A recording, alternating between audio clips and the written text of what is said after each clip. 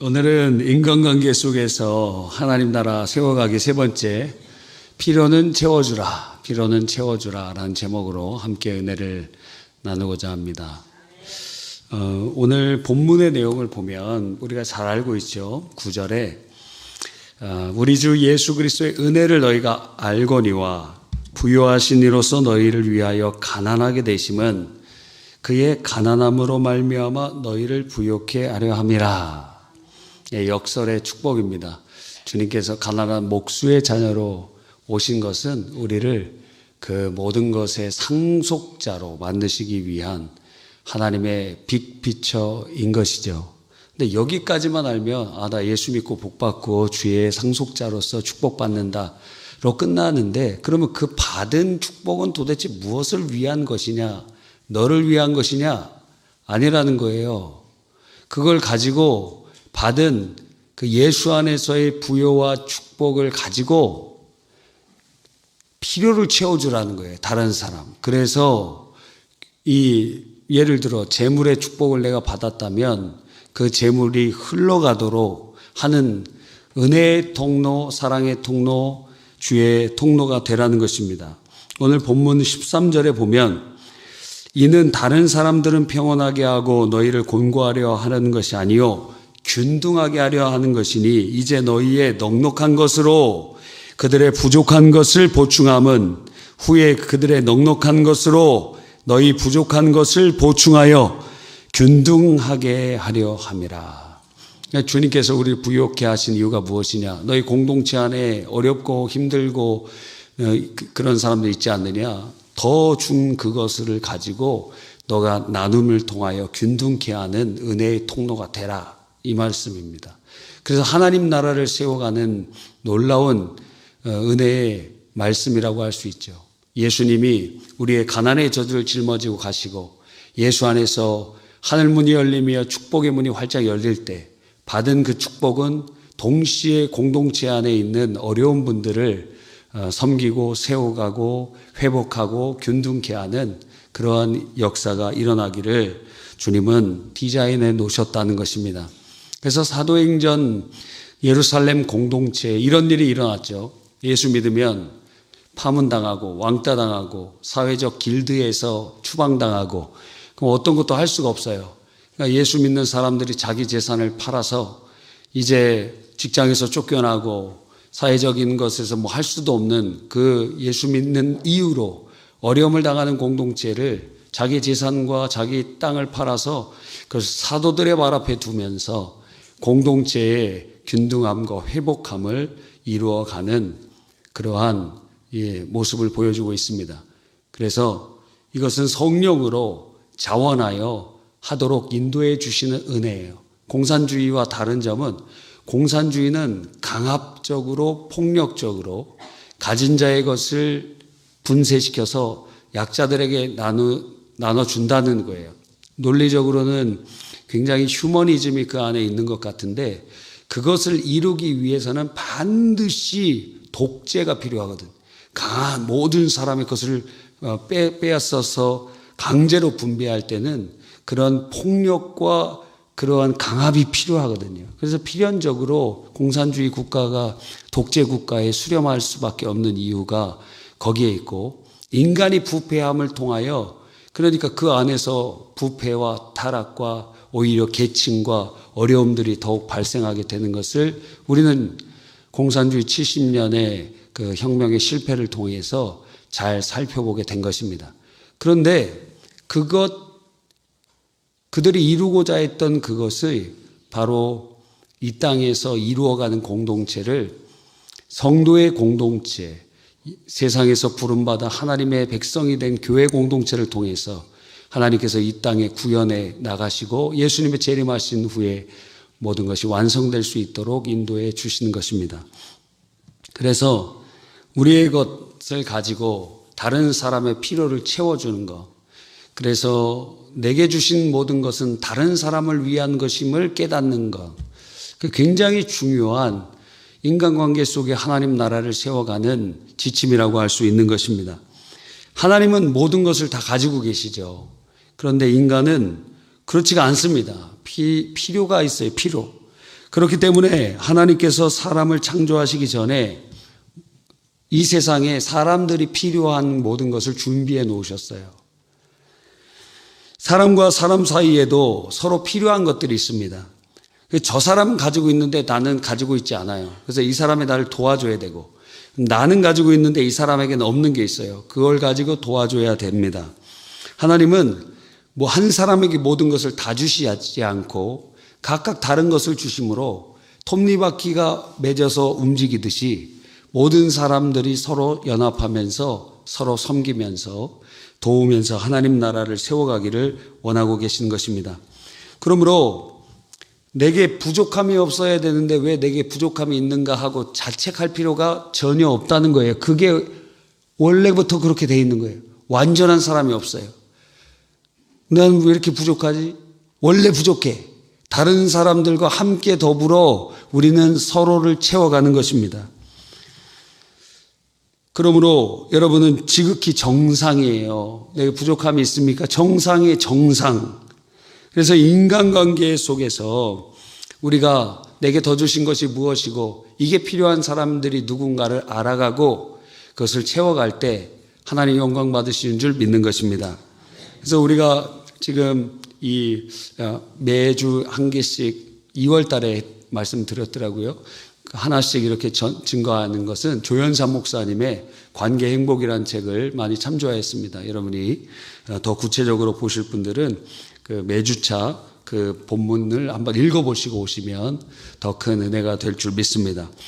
자, 그러므로 우리가 누군가의 필요를 채워주면서 그들을 성장시키고 그들을 우리 공동체가 균등케 되는 것이 하나님 나라를 세워가는 일인데, 그러기 위해서는 첫 번째로 뭘 진정으로 그 사람에게 필요한지 이거를 발견해야 됩니다. 먼저 나도 누구에게 도움을 받아야 되기 때문에, 그러면 내가 진정 필요한 게 뭡니까? 내가 진짜 필요한 게 뭡니까? 근데 이게 우리 인간의 시각은 바로 30분 앞에도 예측을 할 수가 없어요.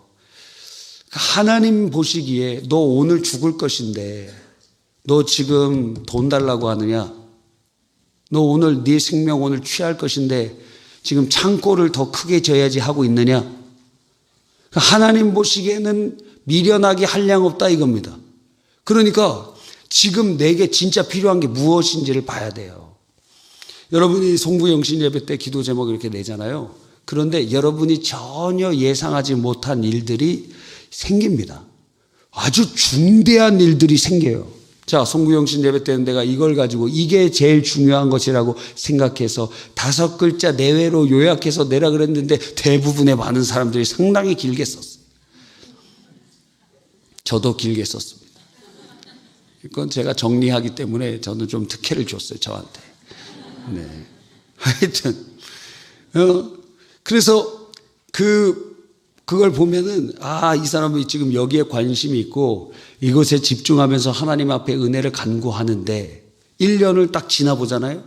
그러면 그 집안에 사고도 있고 사망도 있고 질병도 있고 또 어려움들 일도 있고, 그러니까 모르는 거예요. 지금 우리에게 진짜 필요한 것이 뭔지 모른다는 거예요. 그래서 하나님께서 빛을 비춰주셔야 됩니다. 하나님께서 아담에게 진짜 필요한 것이 무엇인지 알려주시기 위하여 동물들에게 이름을 붙여보라 그랬습니다. 2가지죠. 하나님께서 동물에게 이름을 붙이라는 것은, 자, 이름은 누구의 바람이 들어가 있습니까? 여러분의 이름은 누가 지어주셨어요? 저는 바울이라는 이름을 가지고 있는데, 네. 그래서 목회자 세미나에서 제가 얘기했어요. 전 21세기의 바울입니다. 이 바울이니까 그렇게 얘기할 수 있잖아요. 그런데 우리 순대 목사님이 저를 위해서 기도해 주실 때 이렇게 기도했어요. 바울 같은 영성과 학문을 주시고 베드로 같은 설교의 능력을 주시고 야고보 같은 행함의 사람이 되게 하여 주시고 요한같이 사랑의 사람이 되게 하여 주시옵소서. 조영기 목사님처럼 큰 목회할 수 있도록 하나님 은혜 내려 주십시오. 끝! 뭐 더 기도할 거를 필요를 느끼지 못하셨대. 예, 여러분, 그래서 그 중에 첫 번째가 바울. 그래서 바울이라는 이름으로 바울처럼 되기를 바라는 마음으로 그렇게 지어주신 것 같습니다. 그래서 이름이라는 것은 그것을 준 부모의 의도와 목적이 들어가 있거든요. 하나님께서 창조의 만물을 이름 지어봐라 이렇게 하신 것은 하나님께서 그 창조물을 지은 목적을 네가 알겠느냐, 헤아려봐라 하고 하신 것이에요. 하나님의 뜻과 목적을 무엇인지, 이 창조의 목적이 무엇인지 이름을 지어보면서 하나님 아버지의 뜻을 알아보라는 거예요. 뿐만 아니라 그가 동물을 이렇게 이름을 다 지어가는데 신기한 점을 발견하는 겁니다. 그것이 무엇이죠? 암수가 있다는 거예요. 근데 자기는 혼자 있어요. 다 암수가 있는데 혼자 있어. 그래서 그에게 무엇이 필요하다는 것을 알려주세요. 나에게도 아내가 필요하구나 하는 것을 알려주시는 거예요. 여러분, 내게 필요한 게 뭡니까? 여러분에게 필요한 게 뭡니까? 진짜 여러분에게 필요한 게 뭡니까? 하나님이 알려주셔야 돼요. 하나님께서는 우리를 우리보다 더 잘 아시기 때문에 그렇습니다. 또 다른 사람의 필요를 채워주기 위해서는 다른 사람의 필요가 뭔지를 봐야 될 것 아닙니까? 그래서 이렇게 볼 때 저희 딸이 이제 곧 생일인데 뭘 필요한지 모르겠어요. 너 뭐 필요하냐? 그랬더니 별로 얘기를 안 해요. 알아서 알아야 된다 이런 얘기인지 그거 잘 모르겠어요. 그래서 이번 주에 제가 오늘 이 말씀을 이제 전하기 전에 제가 좀 회개했습니다. 왜? 필요를 알지 못한다는 것은 관심이 없다는 거거든. 그러니까 별로 이렇게 얘가 뭐가 필요할까 이렇게 관심을 두지 않았다는 거예요. 동시에 엄마도 회개해야 될 것은 엄마도 모르고 있다는 거예요. 아들 생일 때는 딱 알았거든. 엄마가. 저는 몰랐어요. 아들 생일 때도 뭐가 필요한지 몰랐어요. 그러니까 회개해야 된다. 예. 그래서 이게 지금 사랑하면 더 알고 싶거든요. 그 사람이 사랑하면 분명히 난 사랑하는 것 같은데 필요를 모른다. 그렇다면 사랑하지 않고 있다는 거예요. 남편의 필요가 뭔지 아십니까? 관심을 가지세요. 좀 관심을. 아내의 필요가 뭔지 아세요? 모른다면 사랑하지 않는 거예요. 사랑하면 관심을 두거든. 여러분, 그러니까 다른 사람에게 진정으로 필요한 것이 무엇인가 살펴봐야 됩니다. 그래서 진짜 그 사람에게 필요한 것을 선물해 줄 때 기뻐해요. 굉장히 오래오래 기뻐해요. 제가 제 아내한테 아이패드 미니 선물해 줬습니다. 상당히 지금까지 좋아해요. 감도가 점점 떨어지고 있지만 진짜 필요한 거. 왜? 그걸로 찬양 인도도 하고 막 이러니까. 여러분, 이 사람이 필요한 게 무엇인가? 그걸 채워줘야 돼요. 예수님을 따르던 군중들에게는 뭐가 필요했죠? 지금 배가 고파. 근데 제자들은 아무도 몰라요. 예수님은 사랑하기 때문에 그들의 배고픔이 보였어요. 할렐루야. 그러니까 누군가를 사랑해야 그 사람의 필요가 뭔지 압니다. 그 사람을 사랑해야 그것을 채워줄 수 있습니다. 사랑하지 않으면 선물도 다 기분 좋은 선물이 아닙니다. 물론 안 주는 것보다 낫지만 진짜 필요한 것을 줄 때 그거보다 기쁜 게 없습니다. 여러분, 필요한 게 뭡니까? 뭐가 필요해요? 집이 필요해요? 믿음대로 될지어다. 또 뭐 필요해요? 네? 뭐가 필요해요? 머니. 머니 해도 머니가 필요하군요. 네. 많이 있으시기를 바랍니다. 자기를 위해서만 있으면 먹고 살 정도만 있으면 돼요. 그런데 하나님의 그 필요를 누군가를 채워주는 그러한 균등케 하는 통로가 되기 위해서는 우리가 자족하는 것보다 조금 더 필요할 때도 있다는 거예요. 자, 두 번째 원칙은 무엇이냐면 필요할 때 도와주라는 거예요. 필요할 때 도와주라는 거예요. 근데 무조건 먼저 도와주고 그러면은 그 사람이 그걸 뭐라고 생각하냐면 감사하지도 아니하고 방해하는 것처럼 월권하는 것처럼 느껴져요. 그러니까 필요할 때 줘야 됩니다. 주님께서도 보통 우리에게 다 채워주시지만 우리에게 기도하게 하시는 것은 그것이 진짜 우리에게 필요하고 주의 은혜를 간구하도록 이끌어 가시는 것입니다. 세 번째는 적당히 채워줘야 되고 정당한 방법으로 채워줘야 됩니다. 그렇죠. 10만 원 필요한데 100만 원을 달라 그러면 그걸 가리켜서 뭐라 그러죠? 욕심이라고 하는 거예요. 욕심이 잉태한 즉 죄를 낳고 죄가 장성한 즉 사망에 이르느니라. 또 정당한 방식으로 해야 되겠죠. 그렇죠. 신명기 23장 18절에 보니까 창기가 번 돈과 개 같은 자의 소득은, 여기서 말한 개 같은 자라는 것은 보통 남창을 의미해요. 그래서 앞에는 창녀, 두 번째는 남창. 그런 소득은 어떤 서원하는 일로든지 내 하나님 여호와의 전에 가져오지 말라. 이 둘은 다 내 하나님 여호와께 가증한 것이니라. 그러니까 돈이라고 다 하나님 앞에 헌금 드릴 수 있는 게 아니라는 거예요. 방식에서 실패한 돈은 실패된 돈, 부정한 돈 하나님 앞에 드릴 수가 없어요. 그 화가 돼. 나 헌금 많이 하니까 하나님 봐주시겠지. 벌 받을 거예요, 그 사람. 왜? 부정한 돈을 가지고 왔으니까. 그래서 방법이 중요합니다. 목적이 수단을 정당할 수 없어요. 공산주의 혁명에서는 목적을 이루기 위해서는 수단을 정당하잖아요. 테러도 하고 이런 일들이 일어나잖아요. 그 가치를 더 위에 두기 때문에. 네 번째 원칙은 무엇이냐면 필요를 채워주면서 생색내지 말라. 제가 저희 아내한테 항상 얘기하는 겁니다. 생색내지 말라. 밥을 차려주고 생색내지 말라. 생색낼 거면 내가 알아서 먹겠다. 그렇게 얘기합니다. 생색내지 말라.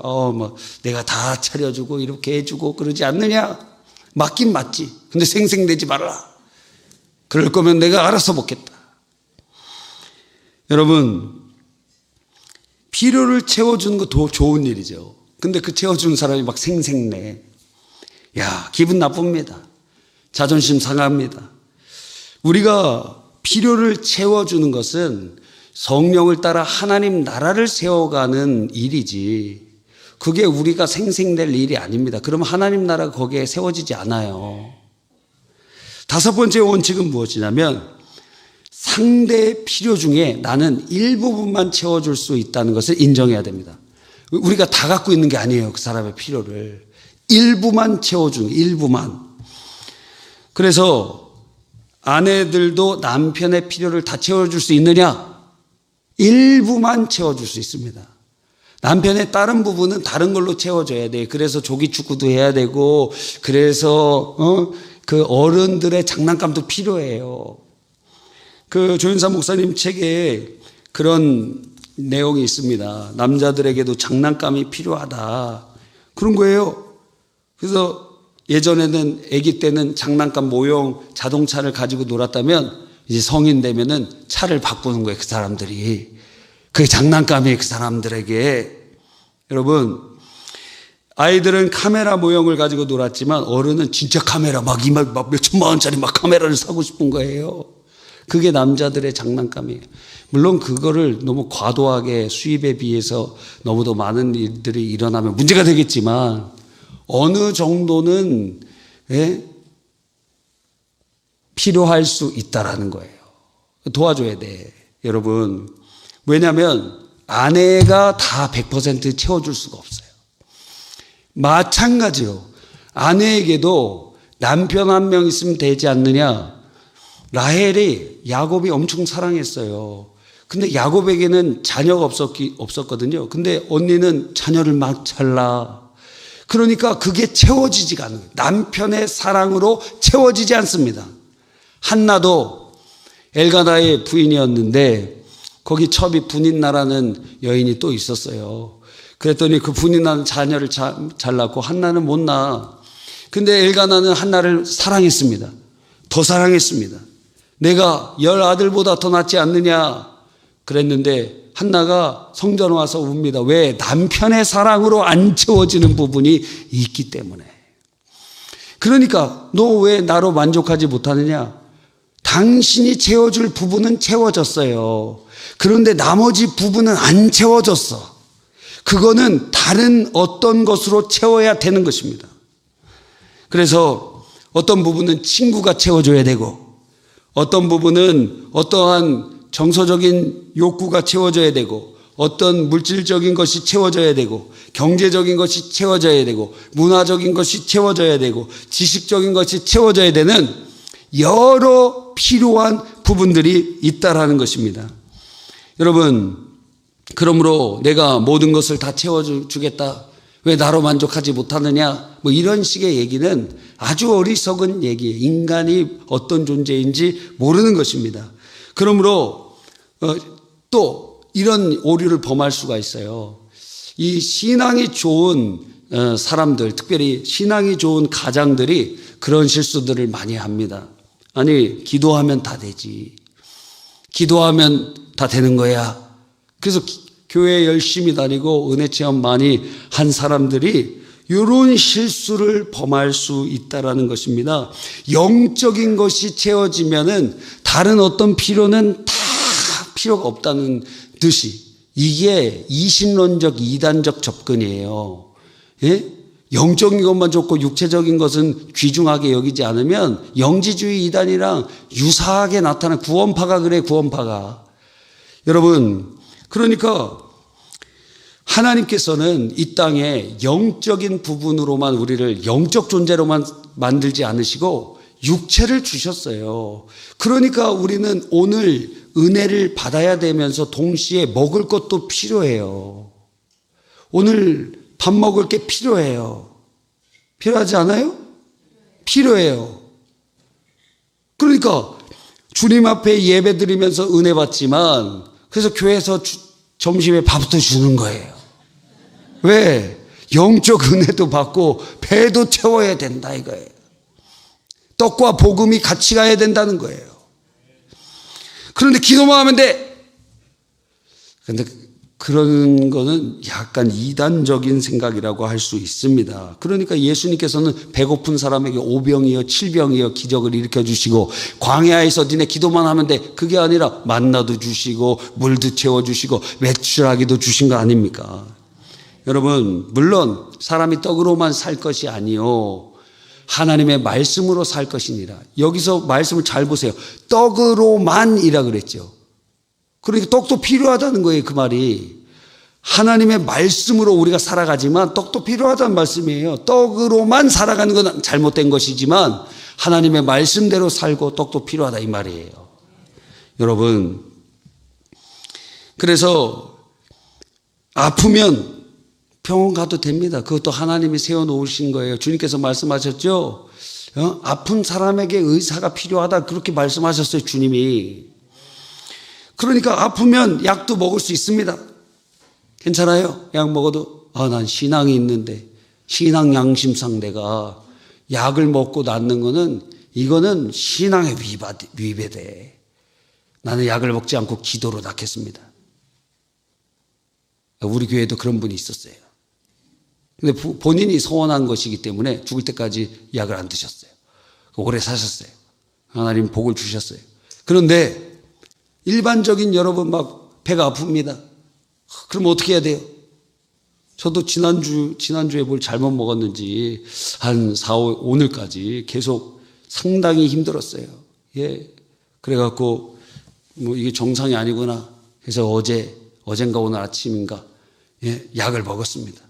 아니, 목사님이 어떻게 약을 먹을 수 있습니까? 예수님의 이름으로 기도하고 다 고침받고 그래야지. 어떻게 약을 먹을 수 있습니까? 그런 사람들이 이신론 이단에 빠질 확률이 높다는 거예요. 그러면 약을 만들고 효과를 있게 하신 분은 하나님이신데, 그 하나님이 사람들에게 지혜를 주시고 약을 만들게 하시고 하나님 역사가 없으면 약을 먹어도 효과도 없어요. 수술해도 아물지도 않아. 하나님이 하시니까 그 모든 것이 이루어지는 것입니다. 그게 하나님의 일반 은총이라고 하는 거예요. 근데 그것만을 신뢰하면 안 된다는 거지. 먼저 주님 앞에 기도하고 주님을 의지하고 하나님이 열어주시는 길로 가야 되는 것이 맞는 것입니다. 또 어떤 애들은 이래요. 중간고사가 왔는데 기도 열심히 해야지. 그 공부를 안 해. 그리고 책을 비구자. 이야, 그걸 가리켜서 미신이라고 하는 거예요. 미신이라고 하는 거예요. 하나님을 미신적으로 섬기는 거예요. 공부해야지. 그게 뿌린 대로 거두는 것이 하나님의 법칙이에요. 여러분 계산을 해보세요. 여러분이 자 주일날 일주일에 52주야. 그러면 다른 애들 공부하는 것보다 52일 빠집니다. 그리고 여러분이 토요일까지 나는 좀 쉬면서 공부하고 싶어. 그러면 104일이 빠져. 그러면 걔네들보다 공부 더 잘할 수 있는 확률은 상당히 적어져요. 그럼 어떤 마음을 가져야 되냐면 하나님 제가 이렇게 시간이 부족한데 아버지 제가 나머지 시간 주중에 아주 집중적으로 그냥 다른 애들보다 2배 열심히 공부할 수 있도록 은혜 주시옵소서. 그래서 너무 열심히 공부해가지고 주일날은 아주 펜도 못 잡게 해주시고 주일날 예배만 드리게 해주십시오. 와, 주님 봉사만 하고 다른 거 막 공부하려고 머리가 지끈지끈. 왜? 6일 동안 너무 공부 열심히 많이 해갖고 쉬어야 돼, 뇌도. 그러면 하나님께서 불쌍히 여겨주셔서 하나님이 특별한 은혜를 주실 수 있습니다. 근데 그렇지 않다면 재수로 또 생각해야 돼요. 왜? 절대적인 시간 주님 뿌린 대로 거두게 하시니까. 하나님의 특별한 은총이 없으면 내가 주님을 위해서 공부하는데 내가 공부를 위해서 주님을 섬기는 게 아니잖아. 그러니까 주일날 주님 앞에 예배드리고 헌신하는 거 당연한데 그것 때문에 내가 만약에 공부 시간이 부족해서 다른 애들보다 뒤처진다. 그러면 더 공부해. 대학생들 다 휴학하는 애들 지천이야, 지천. 대학 가서 휴학 안 하면 되잖아. 거꾸로 생각을 못해, 거꾸로. 대학 가서 수도 없이 그냥 휴학한 애들 많아요. 여행 간다, 휴학하고, 뭐 한다, 휴학하고 막. 주를 위하여 헌신하는 그런 마음 없어요? 그런 마음, 내가 만약 공부에 시간이 부족하면은, 그렇게라도 하겠다 하는 결단이 있어야지. 여러분, 물론 쉬운 일은 아닙니다. 굉장히 어려운 일이죠. 그래서 공부할 때 공부하면서 또, 기도로 공부가 대체되는 게 아니에요. 이런 마음을 하나님 앞에 정직한 마음을 가지고 있어야 되는 거예요. 자, 그러니까 이제 결론적으로 우리의 삶에 적용해 보면 그렇다면 우리에게 더 주신 것들은 무엇이냐? 내가 다른 사람이 없는 돈이 더 있다. 재능이 더 있다. 능력이 더 있다. 무엇이 더 있다. 그러면 이걸 가지고 다른 사람 위에서 군림하려고 하나님 주신 것이 아니라 그것이 누군가에게 필요한 사람들이 있는데 그들을 도울 수 있는 하나님 나라를 세워가는 통로로 재료로 우리에게 맡겨주신 것이구나. 그것을 깨달으면서 균등케 하며 하나님 나라를 세워가는 그러한 은혜의 통로가 되어야 됩니다. 결국 우리가 하나님께서 우리에게 더 주신 것을 가지고 다른 이들의 필요를 채워줄 때 하나님 기뻐하시고 그리고 우리들은 서로의 필요를 채워주니 그곳에 하나님의 영광이 드러나고 하나님 나라를 경험하며 다른 세상 사람들은 뭐라 그러죠? 사도행전에 보니까 그 사람들을 칭찬했다 그랬어요. 다른 사람들은 우리들이 예수님의 참된 제자인 줄을 깨닫고 불신자들이 깨닫는 거예요. 저기 해림교인 보니까 서로 어려울 때 이렇게 도와주더라. 이게 어려울 때 이렇게 도와주고 저게 어려울 때 저게 도와주고 그러더라. 그러면서 세상 사람들도 우리가 예수님의 제자인 줄 알게 되고 하나님 그 모습을 보고 기뻐하시면서 하늘 문을 열어주시고 복을 내려주시는 것입니다.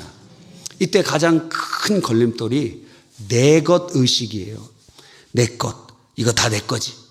아니에요. 하나님이 우리에게 맡겨주신 거예요. 다윗이 하나님 앞에 자기의 모든 성전을 준비하려고 모아놨던 금은, 동철, 이런 것들 전부 하나님 앞에 드리면서 자기가 성전도 짓지 못해. 그러나 하나님 앞에 다 드리면서 그가 말하기를 이거 다 하나님께로부터 우리에게 맡겨주신 것이고 다 하나님께로부터 와서 하나님께로 다시 돌아갑니다. 여러분, 바로 그것이 우리가 내 것 의식이 내려놓고 청지기 의식을 가지게 될 때에 하나님께서 우리를 통하여 하나님의 나라를 사람과의 관계 속에서 하나님 나라를 세워가도록 이끌어 가실 것입니다. 기도하겠습니다.